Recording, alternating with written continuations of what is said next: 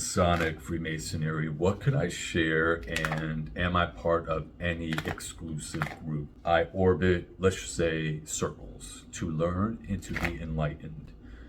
I've been invited by the secret society, or considered to be defined as the brotherhood. It's a learning experience. What could I share? This topic comes up, and sometimes with groups, the spiritual aspect of things, we tend to blur and merge things together because, we're in this time. However, there were definitions of certain things from way back. So what do I mean by that? When it comes to the, let's call it Freemason, the brotherhood, where do they pull from? Whether it be spiritual or religious. Well, for one, even though I go by one source, they also adopt that whole one, we are together, we are to respect one another.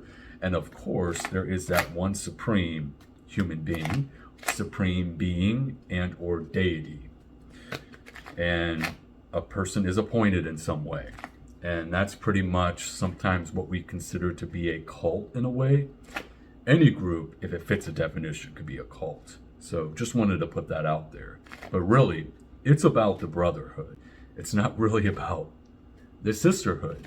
And if you look at what they believe in, or what a member is adopting, if we're going by the old definition, even though old does not mean bad, up to date does not mean good, it comes from scriptures. Whether it's Catholicism, Catholic, Christian, the Bible's the Bible, a scripture is a scripture from that time, and it embraces whatever that is from that period.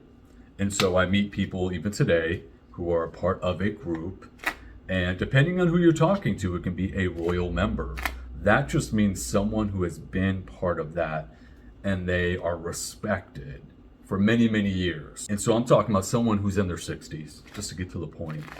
This topic of me going back and forth, if I'm not part of that group, and you have to fit that definition. When I say definition, I should say mindset, where you're at, what you're wanting to put in.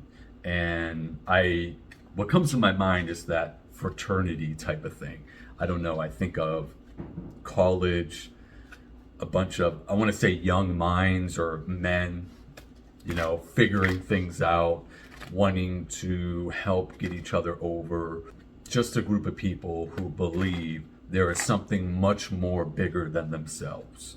And again, we can take the more modern definition and connect it. Kabbalah, there are so many ways to pronounce these words. I pronounce it as Kabbalah. And it's, depending on where you're pulling Kabbalah from, it can be spelled different ways and defined in other ways. So it's important to know that depending on what we're talking about, what we're looking at, depending what age and time we're in, these terms can change a bit, but then there is, like I said, from way back.